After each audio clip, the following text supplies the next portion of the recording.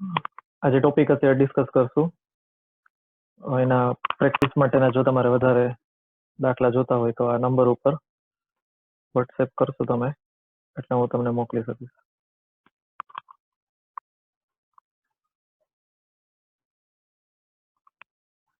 આપણે ડિસ્કસ કરવાનું છે એપ્લિકેશન ઓફ ડિટર્મિનન્ટ, નિશ્ચાયકનો ઉપયોગ ક્યાં થાય છે આપણે એની વાત કરવાની.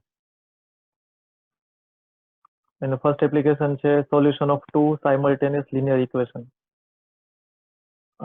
બે દ્વિચલ સુરેખ સમીકરણનો ઉકેલ શોધવા માટે.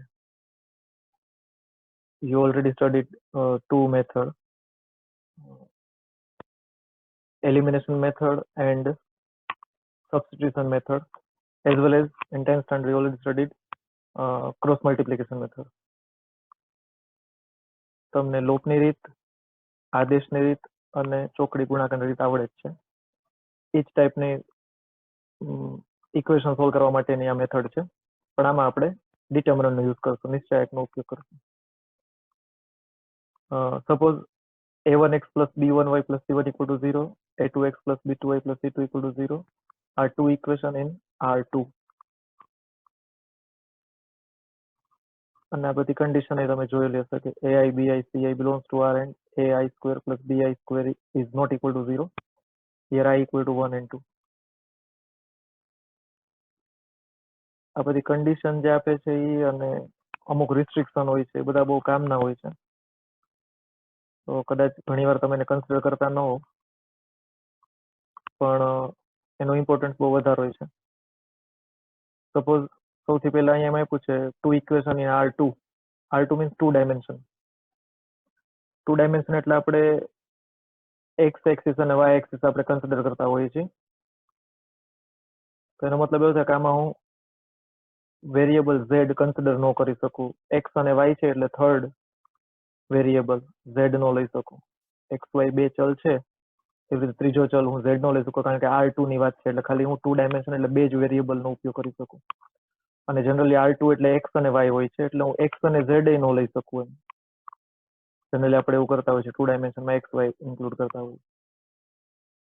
એટલે આને કારણે બીજું શું થાય કે તમે ઘણી વખત એવું કરેલું હશે કે if x is equal to 5, તમને એક ઇક્વેશન આપેલું એક્સ ઇઝ ઇક્વલ ટુ 5, તો તમે એને સ્ટાન્ડર્ડ ફોર્મમાં લખવા માટે, એના પ્રમાણિત સ્વરૂપમાં લખવા માટે તમે x plus 0y equal to 5 લખો છો. હવે ટુ ડાયમેન્શન છે એટલે હું x plus 0y equal to 5 લખી શકું, પણ એવું ન કરી શકું કે x plus 0y plus 0z equal to 5. Mathematically બે સરખું જ છે. હું x plus 0y plus 0z equal to 5 લખું કે એક્સ ઇક્વલ ટુ 5 લખું, મેથેમેટિકલી બે સરખું જ છે. બટ અહીંયા R2 લખેલું છે એટલે હું x plus 0y equal to 5 લખી શકું એક્સ ઇક્વલ ટુ 5 ની બદલે, પણ x plus 0y plus 0z ન લખી શકું. તો અહીંયા જે R2 લખેલું છે એનું ઇમ્પોર્ટન્ટ આ છે. બીજું આપેલું છે ai bi belongs to R અને i equal to 1 and 2. એટલે પહેલા i equal to 1 લઉં તો a1 b1 c1 belongs to R છે, મીન્સ રિયલ નંબર છે. અને i equal to 2 લખું તો a2 b2 c2 છે એ belongs to R, means real number છે, એટલે એ કોન્સ્ટન્ટ છે. આના ઉપરથી એ ખબર પડે છે કે a1 b1 c1 a2 b2 c2 છે એ કોન્સ્ટન્ટ છે, એટલે x અને y છે એ વેરિયેબલ છે. ક્યારેક તમને એવું ઇક્વેશન આપેલું હોય કે ax plus by plus c equal to 0, તો a અને b વેરિયેબલ છે કે x અને y વેરિયેબલ છે એ ખબર ન પડી શકે આપણને, જ્યાં સુધી તમને આવી કન્ડિશન ન આપેલું હોય ત્યારે. તો વેરિયેબલ નો આઈડિયા આવે એટલા માટે આવી કન્ડિશન કામની હોય છે. પછી થર્ડ કન્ડિશન છે ai square plus bi square is not equal to 0, એટલે હું i ઇક્વલ ટુ 1 કન્સિડર કરું તો એક કન્ડિશન મળે છે કે a1 square plus b1 square is not equal to 0. હવે a1 square plus b1 square equal to 0 તો જ થાય જો a1 અને b1 બંને 0 હોય તો, અને એ આપણને ના પાડી છે કે a1 અને b1 એટ ટાઈમ 0 નથી. એનું રીઝન એ છે કે કદાચ ફર્સ્ટ ઇક્વેશન અત્યારે જે છે a1x plus b1y plus c1 equal to 0, એમાં જો a1 અને b1 બેને હું 0 કન્સિડર કરી લઉં તો c1 ઇક્વલ ટુ 0 ખાલી વધે છે, મિનિંગલેસ છે, એ કઈ ઇક્વેશન કેવું ન હોય. ધેટ્સ વાય x નો મલ્ટિપલ 0 હોય ઓર y નો મલ્ટિપલ 0 હોય, પણ બે એક સાથે 0 નથી. અને એવી જ રીતે કદાચ i ઇક્વલ ટુ 2 લખું તો a2 square plus b2 square is not equal to 0, એટલે કે બીજા ઇક્વેશનમાં એક્સ વાય ના મલ્ટિપલ એટ એ ટાઈમ 0 નથી. તો આ બધી કન્ડિશન બહુ ઇમ્પોર્ટન્ટ હોય છે. ઓકે, હવે આપણે ડિસ્કસ કરીએ વોટ ઇઝ ક્રેમર્સ રૂલ. ઘણી વખત એને એમ લખેલું હોય છે કે using determinant solve the equation or using Cramer's rule solve the equation. Cross multiplication method જેવી છે, એટલે કે ચોકડી ગુણાકાર જેવી જ મેથડ છે, જસ્ટ માઇનર થોડોક જ ડિફરન્સ છે આમાં. તો એમાં તમારે પહેલા 3 ડિટર્મિનન્ટ ફાઇન્ડ કરવાના હોય છે, ડી, ડીએક્સ અને ડીવાય. તો ફર્સ્ટ ઓફ ઓલ આપણે ડી ફાઇન્ડ કરીએ. તો ડી અત્યારે મેં લખેલું છે કે a1 b1 અને a2 b2 થી બને છે. તો ડી એટલે શું? તો કે કોન્સ્ટન્ટ ટર્મ તમે કન્સિડર ન કરો તો એના સિવાય એક્સ વાય ના મલ્ટિપલ થી બને છે, a1 b1 a2 b2. એવી રીતે dx, તો dx એટલે x સિવાય ના મલ્ટિપલ થી બને છે, b1 c1 b2 c2.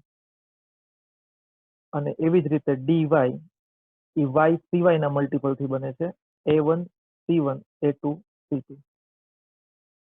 એટલે d dx અને dy આ મળી જાય પછી સોલ્યુશન છે એ x એ dx upon d થાય અને y એટલે માઇનસ dy upon d. અહીંયા અલ્ટરનેટ સાઇન નો રૂલ આવશે. ફર્સ્ટ વેરિયેબલ x છે એ પોઝિટિવ લેવાનો એટલે dx upon d. Second variable y છે એ માઇનસ dy upon d એવી રીતે આવશે, એટલે પ્લસ અને માઇનસ એવી અલ્ટરનેટ સાઇન નો આપણું જે પ્રોપર્ટી છે એ પાછું અહીંયા આવશે. હવે 2 ડાયમેન્શન 2 વેરિયેબલ હોય ત્યારે એક વસ્તુ ધ્યાન રાખવાની કે તમે આ d dx અને dy વાળી પેટર્ન તમે યુઝ કરો તો ફર્સ્ટ ઓફ ઓલ તમારે કોન્સ્ટન્ટ ટર્મ જે c1 અને c2 જે દેખાય છે LHS માં જોવું જોઈએ, RHS માં 0 જોવું જોઈએ. એટલે તમારે ઇક્વલ ટુ 0 ફોર્મમાં કન્વર્ટ કરો પછી જ d dx અને dy ફાઇન્ડ કરી અને ઇક્વેશન સોલ્વ કરો. ઓકે, હવે સૌથી પહેલું પાર્ટ 1 માં આપણે ડિસ્કસ કર્યું ત્યારે વાત થઈ હતી કે d નોટ ઇક્વલ ટુ 0 હોય તો યુનિક સોલ્યુશન મળે. તો એ જ રીતનું છે કે જો તમે સૌથી પહેલા આમાં d ફાઇન્ડ કરશો, આપણે d ફાઇન્ડ કરશું પછી dx અને પછી dy. તો first of all d find કરશું અને જો d નોટ ઇક્વલ ટુ 0 મળે then we have unique solution. આપણને અનન્ય ઉકેલ મળશે, એનો એક અને માત્ર એક ઉકેલ મળશે. અને ઉકેલ મળે છે એટલે એને સમીકરણ સુસંગત છે એવું કહેવાય. યુનિક સોલ્યુશન પોસિબલ છે, that's why equations are consistent એવું કહેવાય. સોલ્યુશન પોસિબલ હોય એટલે ઇક્વેશન કન્સિસ્ટન્ટ ગણાય. અને જો આપણે આને ગ્રાફિકલી રિપ્રેઝન્ટ કરીએ, તમારી પાસે જે બે ઇક્વેશન હોય એ બે ઇક્વેશન તમે ડ્રો કરશો તો એ યુનિક એક જ પોઈન્ટમાં ઇન્ટરસેક્ટ કરતા હશે, એનું પોઈન્ટ ઓફ ઇન્ટરસેક્શન યુનિક હશે. એટલે એક અને માત્ર એક જ બિંદુમાં એ બંને રેખા છેદતી હશે, એટલે આ ટાઈપનો ગ્રાફ મળે. હવે ડી ઇક્વલ ટુ 0 હોય, જો તમે ડી ની વેલ્યુ સૌથી પહેલા ફાઇન્ડ કરશો અને જો ડી ની વેલ્યુ તમને 0 મળે તો તમારે dx જ ફાઇન્ડ કરવાનું. ખાલી d 0 મળે તો dx ફાઇન્ડ કરો. જો એ 0 મળશે તો dy એ 0 જ હશે. એટલે d અને dx જો બંને 0 મળે તો dy ફાઇન્ડ કરવાની જરૂર નથી, dy 0 હશે જ. અને જો d dx dy ત્રણે 0 મળી જાય તો we have infinitely many solutions. તો એનો મતલબ એવો થાય કે આપણી પાસે અસંખ્ય ઉકેલ હશે, ઉકેલ ગણ અનંત ગણ હશે. અને અગેન અહીંયા ભલે ઇન્ફાઇનાઇટ સોલ્યુશન છે પણ સોલ્યુશન પોસિબલ છે એટલે ઇક્વેશન કન્સિસ્ટન્ટ જ ગણાશે. ઉકેલ મળે છે એટલા માટે સમીકરણ તો સુસંગત જ ગણાશે. હવે આ ઓપ્શન ઇન્ફાઇનાઇટલી મેની સોલ્યુશન નો આપણે ગ્રાફ ડ્રો કરીએ તો કઈ રીતે આવશે જોઈએ આપણે. જો d dx અને dy બધી 0 વેલ્યુ હશે તો એનો ગ્રાફ ડ્રો કરશો તો એક લાઈનની ઉપર જ બીજી લાઈન ઓવરલેપ થશે, એટલે ઓવરલેપિંગ લાઈન હશે, સંપાતી રેખા કહી શકીએ આપણે. એટલે ઇક્વેશન છે એ સેમ જ રિપ્રેઝન્ટ કરશે બંને લાઈનને. અને બે લાઈન ઉપર ઇન્ફાઇનાઇટલી મેની પોઈન્ટ્સ હોય છે એટલે ઇન્ટરસેક્શન પોઈન્ટ એ ઇન્ફાઇનાઇટલી મેની જ આવશે, કારણ કે બે લાઈન એકબીજાને બધા પોઈન્ટમાં ઇન્ટરસેક્ટ કરે જ છે. અને જો તમારે આનું સોલ્યુશન લખવું હોય તો તમે કોઈ પણ એક ઇક્વેશન છે લખી શકો છો, કારણ કે એ ઇક્વેશન છે એ જ ઇન્ફાઇનાઇટલી મેની સોલ્યુશન રિપ્રેઝન્ટ કરશે. હવે જો d 0 હોય બટ dx 0 નથી આવતું, d ની વેલ્યુ 0 છે પણ dx 0 નથી આવતું, તો dy ફાઇન્ડ કરવાની જરૂર નથી, dy નોટ ઇક્વલ ટુ 0 જ હશે.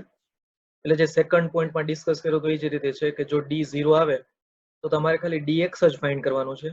એની વેલ્યુ 0 હશે તો dy એ 0 હશે, જો dx 0 નહીં હોય તો dy ની વેલ્યુ 0 નહીં હોય. અને આ કેસમાં એટલે કે d0 હોય પણ dx dy નોન ઝીરો હશે તો વી હેવ નો સોલ્યુશન. આનું કોઈ સોલ્યુશન પોસિબલ નથી, એટલે ઉકેલ શક્ય નથી. સોલ્યુશન મળતું હોય જ્યારે એ યુનિક હોય કે ઇન્ફાઇનાઇટ હોય, ઇન્ફાઇનાઇટલી મેની સોલ્યુશન હોય, એ ઇક્વેશન છે કન્સિસ્ટન્ટ ગણાય. બટ આ કેસમાં એટલે આ થર્ડ કેસમાં સોલ્યુશન મળતું નથી, એટલે આપણે એને સમીકરણ સુસંગત નથી એવું કહેશું, એટલે ઇક્વેશન્સ આર ઇનકન્સિસ્ટન્ટ એવું કહેશું આપણે. હવે આનો આપણે જો ગ્રાફ ડ્રો કરીએ તો બંને લાઈન જે છે એ પેરેલલ આવશે. એટલે કે એક લાઈન આપણે જે ડ્રો કરશું અહીંયા તો બીજી લાઈન જે છે એને પેરેલલ જ પાસ થશે. એટલે એ બે લાઈન કોઈ પણ જગ્યાએ કોઈ પણ પોઈન્ટમાં ઇન્ટરસેક્ટ નહીં કરે, એટલા માટે આપણે એવું કહી શકીએ કે નો સોલ્યુશન છે. હવે અહીંયા જેવી પેટર્ન તમને d ઇક્વલ ટુ 0 માં મળે છે, અહીંયા એક સમજવાનું થોડું ધ્યાન રાખજો આમાં, કે d ઇક્વલ ટુ 0 હોય તો dx જો 0 હશે તો dy 0 જ હશે, કા જો d 0 હોય પણ dx 0 નહીં હોય તો dy 0 નહીં હોય. આવી pattern d not equal to 0 માં નથી, એટલે જો d નોટ ઇક્વલ ટુ 0 હોય તો dx છે એ 0 હોઈ શકે, dy 0 હોઈ શકે, બે 0 હોઈ શકે અને બે નોન 0 હોઈ શકે છે. એટલે જો d નોટ ઇક્વલ ટુ 0 હોય તો dx અને dy બંને ફાઇન્ડ કરવું જ પડશે, પણ જો d 0 હોય તો dx એક જ ફાઇન્ડ કરશો તો એના પરથી તમને એના સોલ્યુશનના ટાઈપ્સ આપણને ખબર પડી જશે. હવે આની રિલેટેડ આપણે એક એક્ઝામ્પલ જોઈએ કે આ ફોર્મ્યુલા આપણે કઈ રીતે યુઝ કરશું એમ. તો ક્વેશ્ચન આ ટાઈપનો હોઈ શકે, using Cramer's rule solve the following system of linear equations. એટલે ક્રેમર્સ રૂલનો યુઝ કરો, અધરવાઇઝ તમને મેં કહી શકે using determinant solve the following system of linear equation.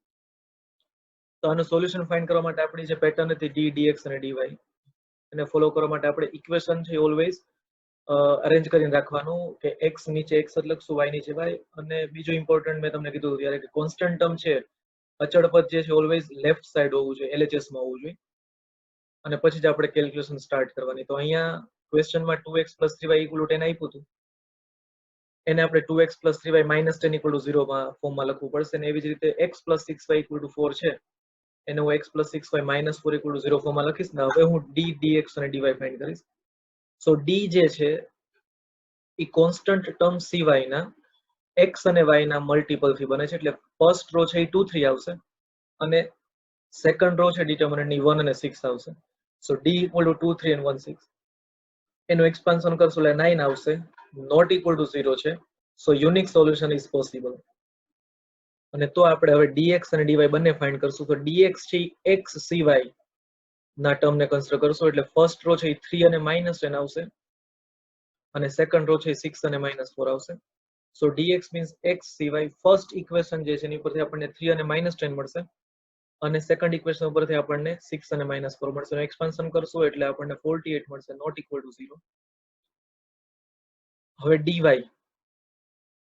Means જે y સિવાયનો મલ્ટિપલ, y સિવાયના જે કોન્સ્ટન્ટ છે. સો y સિવાય છે ફર્સ્ટ રો ઉપરથી આપણને 2 - 10 મળશે, સેકન્ડ રો ઉપરથી આપણને 1 અને -4 મળશે. એનું એક્સપાન્શન કરશું આપણે એટલે -8 + 10 = 2 મળે છે આપણને. અને હવે સોલ્યુશન જે છે dx/d અને dx/d એટલે 48/9 અને એનું સિમ્પલેસ્ટ ફોર્મ છે 16/3 છે. એન્ડ y છે -dy/d છે, અલ્ટરનેટ સાઇન નો રૂલ યાદ રાખવાનો, x dx/d તો y છે -dy/d છે, અને આન્સર આવશે -2/9. એ સિમ્પલેસ્ટ ફોર્મમાં છે. સો સોલ્યુશન છે x, y = 16/3, -2/9 છે. જો ક્વેશ્ચન તમને એમ હોય ફાઇન્ડ ધ સોલ્યુશન સેટ, તો આ જ આન્સર આપણે ખાલી સેટ ફોર્મમાં લખવું પડે. આપણે અત્યારે આપણને ખાલી સોલ્યુશન ફાઇન્ડ કરવાનું કીધું છે એટલે આપણે ઓર્ડર પેરમાં લખેલું છે. હવે એનો સેકન્ડ એપ્લિકેશન ડિટર્મિનન્ટ ની બીજી એપ્લિકેશન છે solution of 3 linear equation in 3 variable. 3 ત્રિચલ સુરેખ સમીકરણનો ઉકેલ. એટલે આપણી પાસે અત્યારે જે ડિસ્કસ કર્યું હમણાં ફર્સ્ટ પોઈન્ટમાં એમાં 2 લિનિયર ઇક્વેશન હતા અને 2 વેરિયેબલ હતા. હવે અહીંયા 3 લિનિયર ઇક્વેશન અને 3 વેરિયેબલ છે. લિનિયર ઇક્વેશન મીન્સ xy, જે વેરિયેબલ હશે xy z એનો પાવર 1 હશે, એટલે કે તમે એનો ગ્રાફ ડ્રો કરશો તો એ સ્ટ્રેટ લાઈન જ આવશે.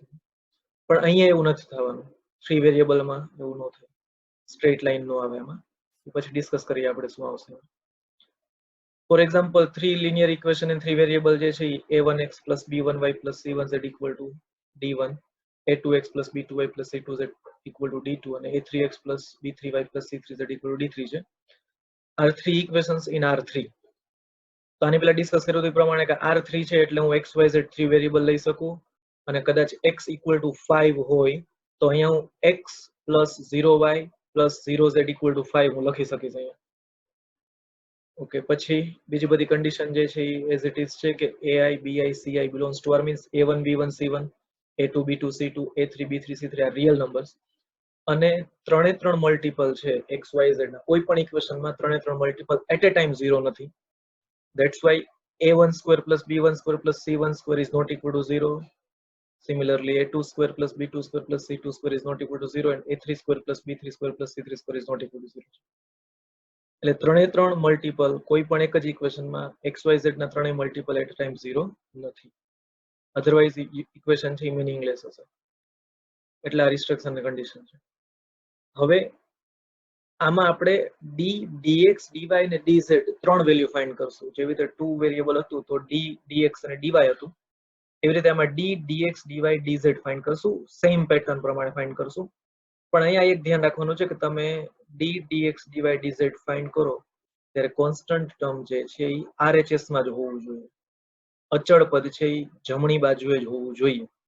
પછી જ d dx dy dz find કરવાનું ચાલુ કરવાનું. અધરવાઇઝ સાઇનમાં મિસ્ટેક આવશે.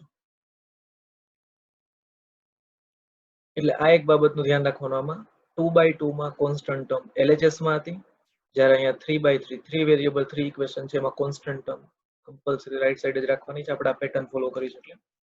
તો d જે છે એ કોન્સ્ટન્ટ ટર્મ સિવાયના મલ્ટીપલ થી બનતો ડિટર્મિનન્ટ છે. સો ફર્સ્ટ ઇક્વેશન ઉપરથી આપણને ફર્સ્ટ રો મળશે a1 b1 c1 constant term સિવાય. એટલે કોન્સ્ટન્ટ ટર્મને કન્સિડર ન કરો તો first row a1 b1 c1 second row a2 b2 c2 અને third row a3 b3 c3 આવશે. હવે એવી રીતે dx તો dx છે x સિવાય x ને ઢાંકી દઈએ આપણે તો x સિવાય ના કોન્સ્ટન્ટ ટર્મ થી બનતી b1 c1 d1 b2 c2 d2 અને b3 c3 d3 બનશે. એવી રીતે dy છે y સિવાયના મલ્ટીપલ થી બનશે a1 c1 d1 a2 c2 d2 અને a3 c3 d3. એવી જ રીતે dz છે z સિવાયના મલ્ટીપલ થી બનશે a1 b1 d1 a2 b2 d2 અને a3 b3 d3. સો આ રીતે d dx dy dz મળી જાય. પછી અલ્ટરનેટ સાઇન રૂલ પ્રમાણે તમે લખી શકો xyz x is equal to dx upon d, y છે નેગેટિવ આવશે minus dy upon d અને z છે again positive dz upon d આવશે. સો 2/2 ની જેમ જ 3/3 છે પણ બેમાં એક ડિફરન્સ જે છે મેઇન ડિફરન્સ એ 2/2 માં કોન્સ્ટન્ટ ટર્મ LHS માં આવવી જોઈએ અને 3/3 માં કોન્સ્ટન્ટ ટર્મ છે RHS માં આવવી જોઈએ અને પછી જ d dx dy dz find કરવાનું. સોલ્યુશન ની પેટર્ન સેમ છે dx upon d dy upon d dz upon d અને અલ્ટરનેટ સાઇન રૂલ પ્રમાણે x પોઝિટિવ y નેગેટિવ અને z પોઝિટિવ. ધેટ્સ વાય અહીંયા y equal to minus dy upon d છે પણ z positive છે dz upon d.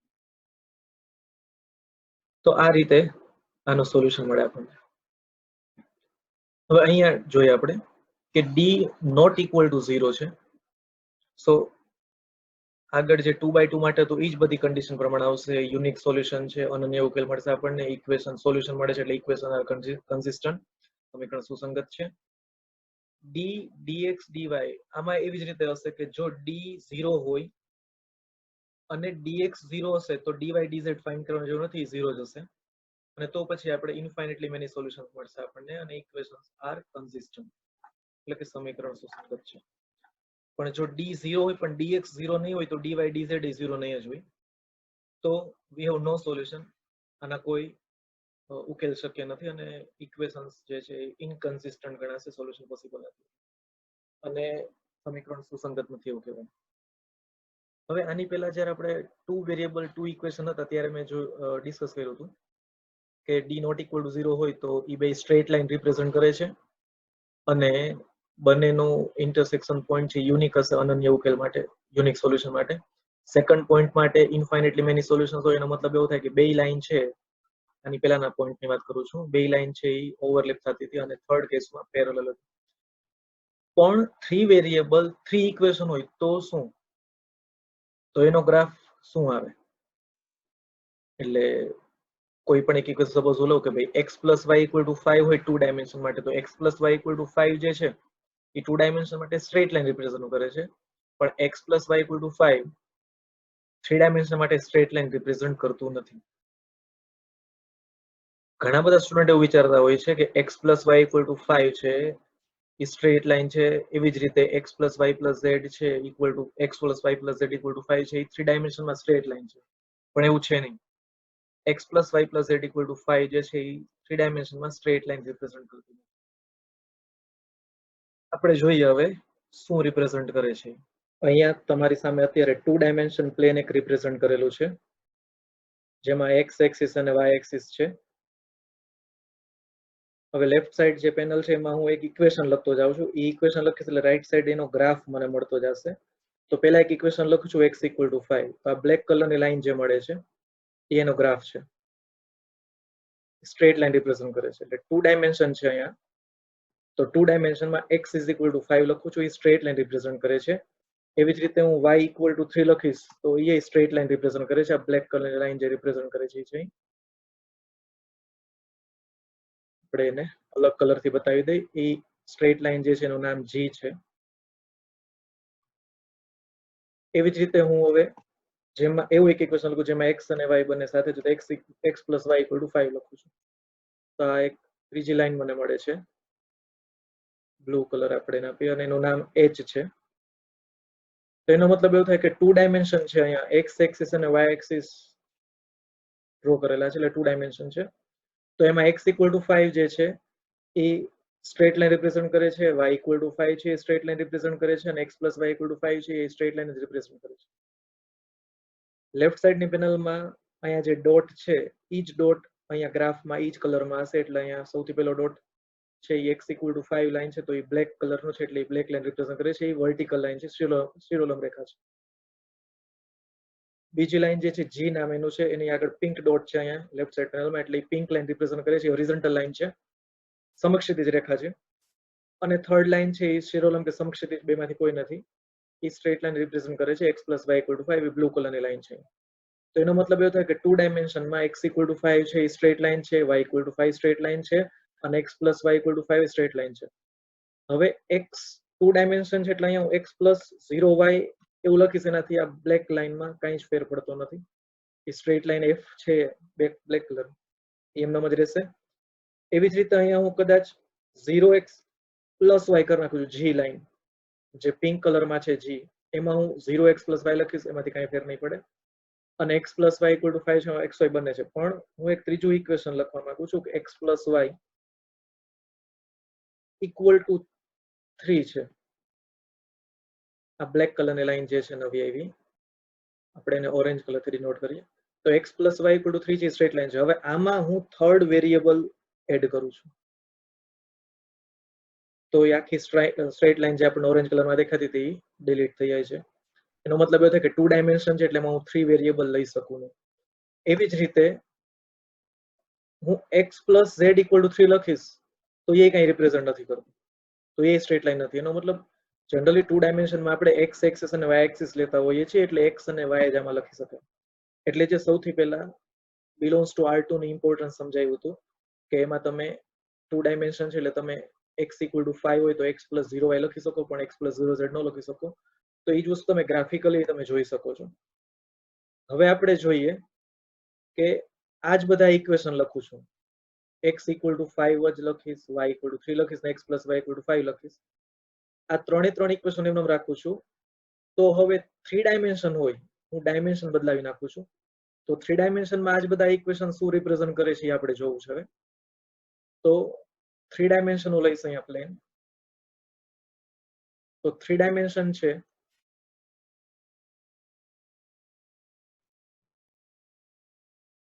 અહીંયા red કલરની જે લાઈન દેખાય છે રાઈટ સાઈડમાં એ x એક્સિસ છે, ગ્રીન કલરની લાઈન છે એ y એક્સિસ છે, અને બ્લુ કલરની લાઈન છે એ z એક્સિસ છે. 3 ડાયમેન્શન છે મીન્સ 3 એક્સિસ હું અહીંયા યુઝ કરીશ. હવે એમાં હું x = 5 લખું છું. તો હવે x = 5 લખીશ તો આખું એક મને એક શેડ મળે છે, એ મીન્સ એ એક આખું પ્લેન રિપ્રેઝન્ટ કરે છે, એ સ્ટ્રેટ લાઈન નથી. આખું એક પ્લેન મળે છે મને, એક સમતલ મળે છે આખું. આ રેખા નથી મળતું મને, એક આખું સમતલ મળે છે. તો આનો મતલબ એવો થાય કે ડાયમેન્શન જે લખેલા હોય છે એને કારણે આખો આપણો ગ્રાફ બદલાઈ જાય છે. એટલે જે ઇક્વેશન x = 5 છે 2 ડાયમેન્શનમાં સ્ટ્રેટ લાઈન રિપ્રેઝન્ટ કરો તો એ જ x = 5 છે 3 ડાયમેન્શનમાં પ્લેન રિપ્રેઝન્ટ કરે છે. એવી રીતે મેં 2 ડાયમેન્શનમાં y = 3 લખેલું હતું, તો અહીંયા પણ y = 3 જે છે એ આખું બીજું એક પ્લેન જ રિપ્રેઝન્ટ કરે છે. એટલે તમે જોઈ શકો છો કે આ બંને છે એ પ્લેન જ છે. આ બંને પ્લેન રિપ્રેઝન્ટ કરે છે અને આ બંને પ્લેન જે છે એનો ઇન્ટરસેક્શન તમે જોશો તો કોઈ એક પોઈન્ટ નથી, આખી એક સ્ટ્રેટ લાઈન છે. અત્યારે પોઈન્ટર જે હું મૂવ કરું છું એ આખું ઇન્ટરસેક્શન છે, ઇન્ફાઇનાઇટ પોઈન્ટ્સ છે અને એક સ્ટ્રેટ લાઈન રિપ્રેઝન્ટ કરે છે. તો ઇન્ટરસેક્શન ઓફ ટુ લાઈન હોય તો એક પોઈન્ટ છે, પણ ઇન્ટરસેક્શન ઓફ ટુ પ્લેન હોય તો એક સ્ટ્રેટ લાઈન છે. બે સમતલનું છેદ બિંદુ છે એ છેદ રેખા મળે છે, આખું નો છેદગણ છે એ આખું રેખા મળે છે. એટલે બે સમતલ છે. હવે 3 ડાયમેન્શનમાં છે એટલે જે ઇક્વેશન 2 ડાયમેન્શનમાં રેખા હતું એ જ 3 ડાયમેન્શનમાં સમતલ છે. હવે બીજું એક ઇક્વેશનમાં લખ્યું હતું x + y = 5, તો આ થર્ડ પ્લેન રિપ્રેઝન્ટ કરે. તમે જોઈ શકો છો આ 3 એ 3 પ્લેન જે છે આ 3 એ 3 પ્લેન છે. 3 એ 3 પ્લેન. કોઈ પણ બે પ્લેન તમે જોશો અલગ અલગ કલરમાં જે છે ડિનોટ કરેલા છે, આ સ્ટ્રેટ લાઈન છે એનો ઇન્ટરસેક્શન, આ બે સ્ટ્રેટ લાઈન છે એનો ઇન્ટરસેક્શન. અહીંયા હું આને મૂવ કરીશ તો અહીંયા તમને દેખાશે કે સ્ટ્રેટ લાઈન જ રિપ્રેઝન્ટ કરે છે. હવે અત્યારે તમે જોઈ શકો છો કે આ 3 પ્લેન જે છે એ દરેક છે એ ઇન્ટરસેક્ટ કરે છે એકબીજાને, પણ કોઈ એક જ જગ્યાએ એક જ પોઈન્ટમાંથી ઇન્ટરસેક્ટ કરતા નથી. દરેક પ્લેન છે બીજા એકને જ ઇન્ટરસેક્ટ કરે છે, બીજા બેને ઇન્ટરસેક્ટ કરે. હવે એક એવું ઇક્વેશન લખું છું બીજું એક છે જેમાં 3 એ 3 વેરિયેબલ હોય, x + y + z = 3 લખું છું. તો એક ત્રીજું પ્લેન છે જેમાં x y z ત્રણેય ભેગા છે.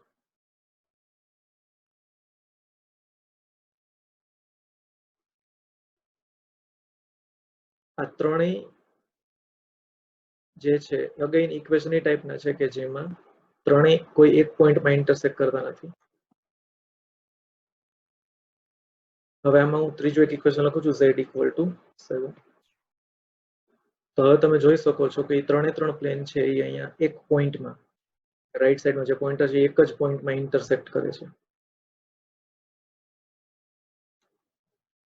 હવે આમાં તમને ઓલો ટ્રાયેંગલ નહીં દેખાય, એટલે આ 3 એ 3 પ્લેન છે એકબીજાને એક જ પોઈન્ટમાં ઇન્ટરસેક્ટ કરે છે. જે અહીંયા બધી જગ્યાએ ઉપર કોર્નર જે દેખાય છે અહીંયા આ કોર્નર જે છે એ જેનો ઇન્ટરસેક્શન પોઈન્ટ છે અને 3 ડાયમેન્શન ઇમેજ છે. તો આનો મતલબ એવું છે કે ડાયમેન્શન છે બહુ ઇમ્પોર્ટન્ટ છે, કારણ કે એનાથી ગ્રાફ આખું બદલાઈ જાય છે.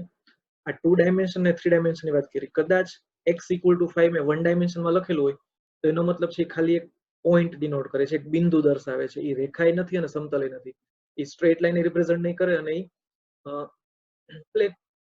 પ્લેન રિપ્રેઝન્ટ નહીં કરે, એ જસ્ટ એક પોઈન્ટ રિપ્રેઝન્ટ કરશે. સો ડાયમેન્શન છે એ બહુ જ ઇમ્પોર્ટન્ટ હોય છે.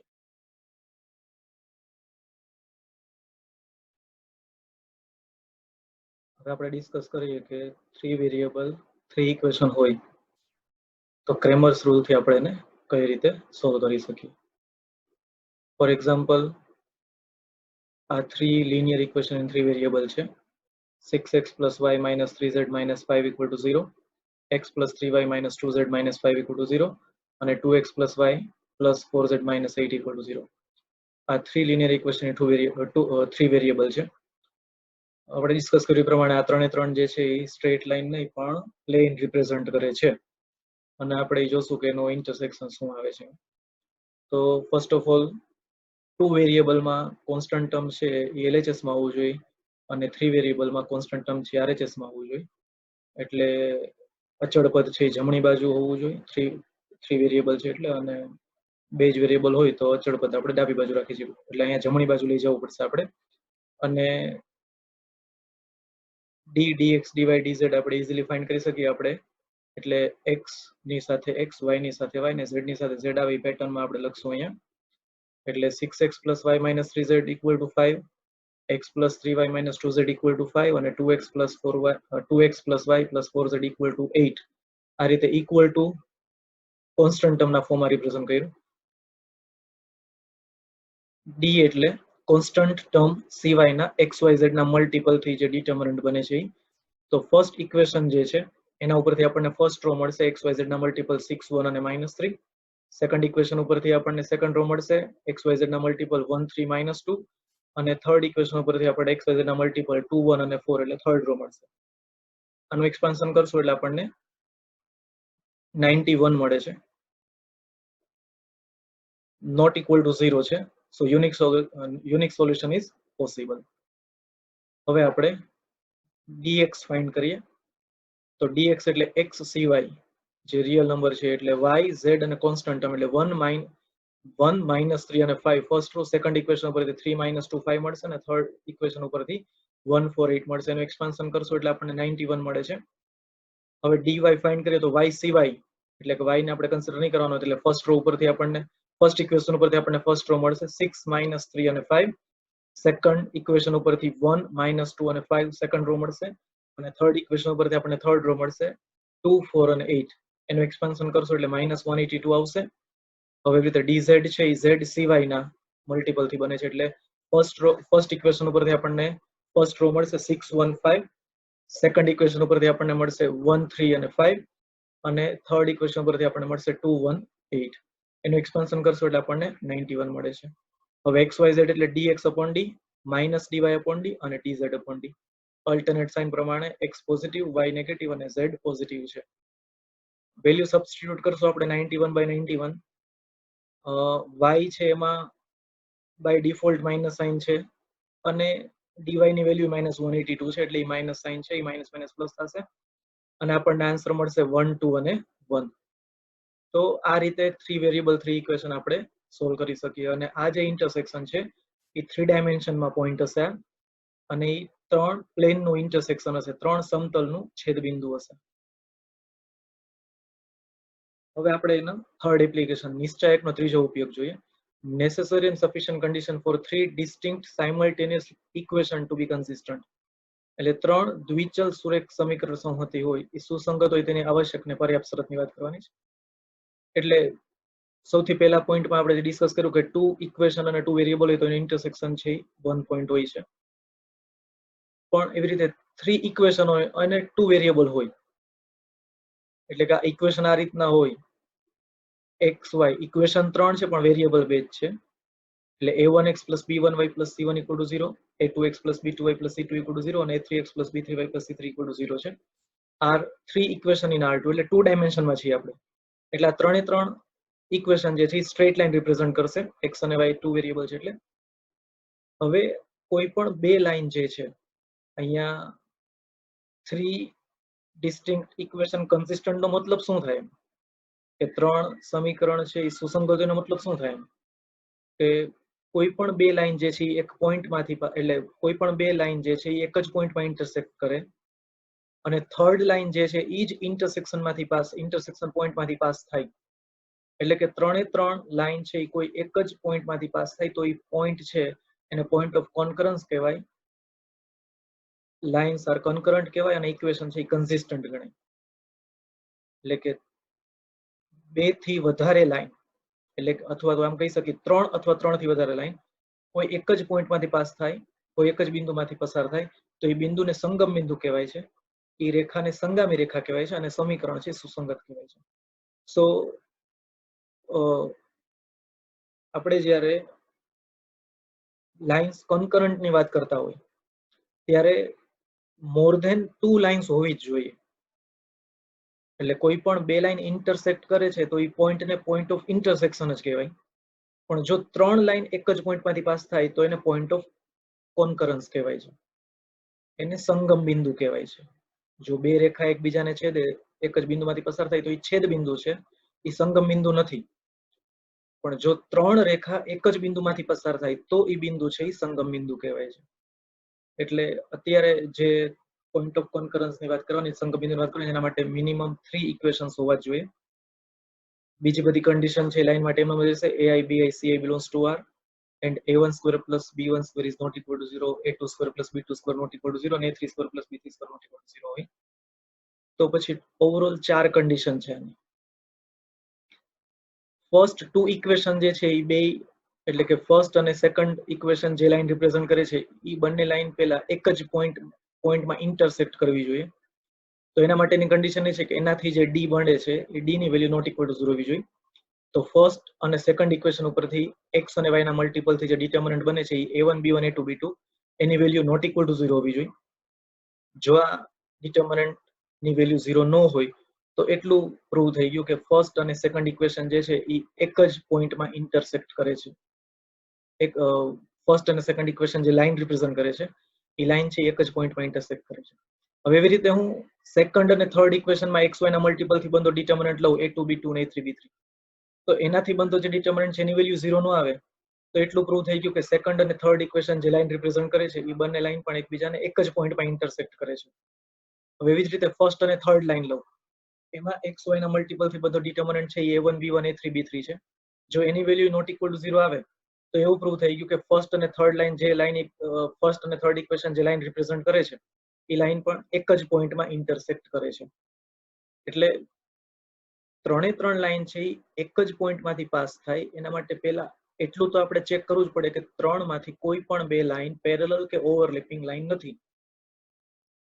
ત્રણ રેખા એક જ બિંદુમાંથી પસાર થાય છે એ ચેક કરવા માટે આપણે પહેલા એટલું ચેક કરવું જ પડશે કે ત્રણમાંથી કોઈ પણ બે રેખા સમાંતર કે સંપાતી નથી. કારણ કે જો સમાંતર હશે તો એક જ બિંદુમાંથી પસાર થાય, સંપાતી હશે તો ત્રણ લાઈન જ નથી, બે જ લાઈન ગણાશે. તો પછી એટલે આ ત્રણ કન્ડિશન જે છે નોટ ઇક્વલ ટુ 0 આપણે જે પ્રૂવ કર્યું એના પરથી એટલું પ્રૂવ થઈ ગયું કે આ ત્રણમાંથી કોઈ પણ બે લાઈન સમાંતર કે સંપાતી નથી. આ ત્રણ કન્ડિશન આપણે જે ચેક કરી નોટ ઇક્વલ ટુ 0 વાળી એના ઉપરથી એટલું પ્રૂવ થઈ ગયું કે આ ત્રણમાંથી કોઈ પણ બે લાઈન પેરેલલ નથી ઓર કોઈ પણ બે લાઈન ઓવરલેપિંગ લાઈન નથી, સેમ લાઈન નથી. હવે ફોર્થ કન્ડિશન જે છે એ દરેક કોન્સ્ટન્ટ ટર્મથી બનતો ડિટર્મિનન્ટ છે. એટલે કે ફર્સ્ટ ઇક્વેશન ઉપરથી a1 b1 c1, second equation ઉપરથી a2 b2 c2, third equation ઉપરથી a3 b3 c3 એનાથી જે બનતો ડિટર્મિનન્ટ છે એની વેલ્યુ 0 હોવી જોઈએ. આ ચારે ચાર કન્ડિશન જો સેટિસ્ફાય થાય તો જ એવું પ્રૂવ થાય કે જે ત્રણ ઇક્વેશન આપણી પાસે જે છે એ ત્રણે ત્રણ ઇક્વેશન છે કોઈ એક જ કોમન પોઈન્ટમાંથી પાસ થાય છે.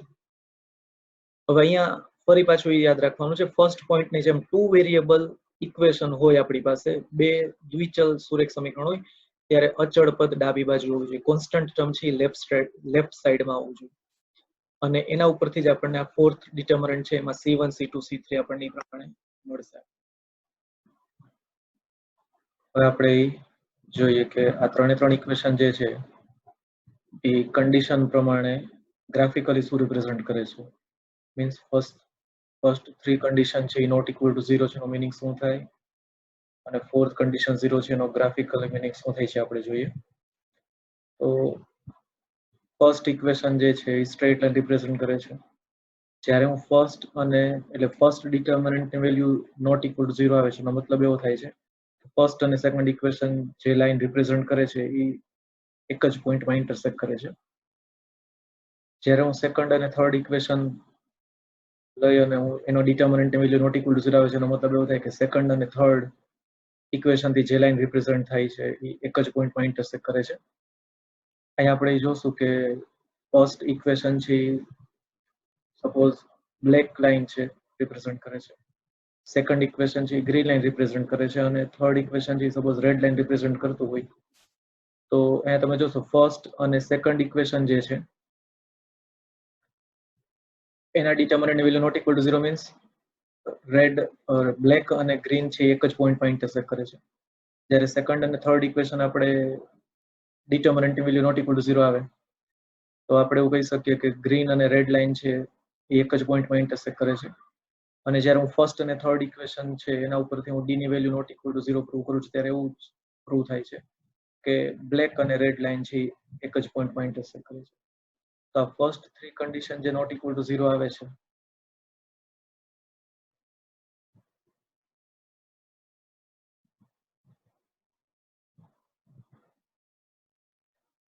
હવે આપણે જોઈએ કે આ ત્રણ કન્ડિશન જે છે નોટ ઇક્વલ ટુ 0 છે અને ફોર્થ કન્ડિશન ઇક્વલ ટુ 0 છે એને ગ્રાફિકલ મિનિંગ શું થાય એ આપણે જે ચેક કરીએ છીએ એનો મતલબ શું થાય. સપોઝ બ્લેક લાઇન જે ફર્સ્ટ ઇક્વેશન જે છે એ બ્લેક લાઇન રિપ્રેઝન્ટ કરે છે, સેકન્ડ ઇક્વેશન છે એ ગ્રીન લાઇન રિપ્રેઝન્ટ કરે છે, અને થર્ડ ઇક્વેશન જે છે એ સપોઝ રેડ લાઇન રિપ્રેઝન્ટ કરે છે. તો જ્યારે હું ફર્સ્ટ અને સેકન્ડ ઇક્વેશન ઉપરથી ડી ની વેલ્યુ ફાઇન્ડ કરું છું અને નોટ ઇક્વલ ટુ 0 આવે છે, ત્યારે ફર્સ્ટ અને સેકન્ડ મીન્સ બ્લેક અને ગ્રીન લાઇન છે એ એક જ પોઈન્ટમાં ઇન્ટરસેક્ટ કરે છે. જ્યારે હું સેકન્ડ અને થર્ડ ઇક્વેશન ઉપરથી ડી ની વેલ્યુ ફાઇન્ડ કરું છું અને જ્યારે નોટ ઇક્વલ ટુ 0 આવે છે, ત્યારે એવું પ્રૂવ થઈ ગયું કે ગ્રીન લાઇન અને રેડ લાઇન છે એક જ પોઈન્ટમાં ઇન્ટરસેક્ટ કરે છે. અને જ્યારે હું ફર્સ્ટ અને થર્ડ ઇક્વેશન ઉપરથી હું ડી ની value not equal to 0 prove કરું છું, ત્યારે એવું પ્રૂવ થઈ ગયું કે બ્લેક અને રેડ લાઇન છે એક જ પોઈન્ટમાં ઇન્ટરસેક્ટ કરે. તો આ ત્રણ કન્ડિશન જ્યારે આપણે નોટ ઇક્વલ ટુ 0 પ્રૂવ કરીએ છીએ, તો અત્યારે જે તમને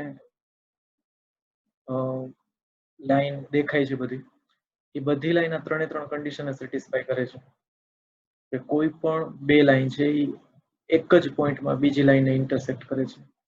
બ્લેક છે એ ગ્રીન લાઈનને એક જ પોઈન્ટમાં ઇન્ટરસેક્ટ કરે છે, ગ્રીન છે એ રેડને એક જ પોઈન્ટમાં ઇન્ટરસેક્ટ કરે છે, અને રેડ છે એ બ્લેકને એક જ પોઈન્ટમાં ઇન્ટરસેક્ટ કરે છે. પણ આ રીતનો જો ગ્રાફ મળે આપણને, ખાલી હું ત્રણ જ કન્ડિશન ચેક કરું તો એવું પોસિબલ છે કદાચ કે આવી રીતે ટ્રાયંગલ બને કદાચ. પણ જો આપણે કોન્કરન્ટ લાઈન આપણે લેવી હોય તો એનો મતલબ એવો થાય કે બે લાઈનના ઇન્ટરસેક્શનમાંથી જ આ ત્રીજી લાઈન પાસ થવી જોઈએ. એનો મતલબ એવું થાય કે આ જે વચ્ચે ટ્રાયંગલ દેખાય છે અત્યારે એ ટ્રાયંગલ ન બનવો જોઈએ, અને એ ટ્રાયંગલ ન બને એનો બીજો મિનિંગ આપણે એવું કરી શકીએ કે એનો એરિયા છે એ 0 હોવો જોઈએ. કોઈ પણ ટ્રાયંગલ જે છે એનો એરિયા 0 મતલબ ટ્રાયંગલ બનતો નથી. એટલે જો કોઈ એક લાઈન છે એ બીજા બેના ઇન્ટરસેક્શનમાંથી પાસ થાય તો જ ટ્રાયંગલ ન બને. એટલે ફોર્થ કન્ડિશન જે છે એ એકચ્યુઅલી આપણે ત્રણ લાઈનથી જે ટ્રાયંગલ બને છે એ ટ્રાયંગલનો એરિયા આપણે ઇક્વલ ટુ 0 આવે છે એવું આપણે ટ્રાય કરી છે. જો ઇક્વલ ટુ 0 આવે એનો મતલબ એવો થાય આપણે જે ફોર્થ ડિટર્મિનન્ટ લીધો છે a1 b1 c1 a2 b2 c2 a3 b3 c3 equal to આપણે જે 0 છે કે નહીં ચેક કરીએ છીએ, એનો મિનિંગ આપણે એવું ચેક કરીએ છીએ કે એ ત્રણેય લાઈનથી જે ટ્રાયંગલ બને છે એનો એરિયા 0 છે કે જો એનો એરિયા 0 આવશે તો જ આપણને આ ટાઈપનો ઇક્વેશન મળશે, આ જ ટાઈપનો ગ્રાફ મળે આપણને કે ત્રણે ત્રણ લાઈન એક જ પોઈન્ટમાંથી પાસ થાય. એટલે ચારે ચાર કન્ડિશન છે એટ એ ટાઈમ આપણે ચેક કરવી જોઈએ. હવે અહીંયા એક પ્રોબ્લેમ એ છે કે ઘણી બધી બુક્સમાં ડાયરેક્ટ ફોર્થ કન્ડિશન જ આપેલી હોય છે, ફર્સ્ટ થ્રી કન્ડિશન છે એ આપતા નથી. તમે જો કોઈ બીજી બુક રિફર કરશો તો એ બધામાં 3 લાઇન્સ કન્કરન્ટ માટે સીધું એમ જ આપી દે છે કે a1 b1 c1 a2 b2 c2 a3 b3 c3 equal to 0 થાય then લાઇન્સ આર કન્કરન્ટ. પણ એ ખોટું છે. તમારે ચારે ચાર કન્ડિશન જે છે એ ચેક કરવી પડે, અને ચારે ચાર કન્ડિશન જો ફૂલફિલ થતી હોય, સેટિસ્ફાય થતી હોય તો જ તમે એમ કહી શકો કે જે ત્રણ ઇક્વેશન આપેલા જેનાથી જે લાઈન રિપ્રેઝન્ટ થાય છે એ કન્કરન્ટ છે કે નહીં. ફોર એક્ઝામ્પલ આપણે એવું પ્રૂવ કરવાનું હોય કે આ 3 લાઇન્સ જે આપેલી છે x - y - 1 = 0, 4x + 3y - 25 = 0 and 2x - 3y + n = 0 are concurrent, and also find the point of concurrence. તો ફર્સ્ટ ઓફ ઓલ આપણે ત્રણેય ઇક્વેશનને 1 2 3 નામ આપી દઈએ. ફર્સ્ટ અને સેકન્ડ ઇક્વેશન ઉપરથી જે ડી મળે છે મીન્સ પહેલા આપણે ચેક કરવું પડશે કે ફર્સ્ટ અને સેકન્ડ ઇક્વેશન એકબીજાને એક જ પોઈન્ટમાં ઇન્ટરસેક્ટ કરે છે, મીન્સ એ પેરેલલ કે ઓવરલેપિંગ લાઈન નથી.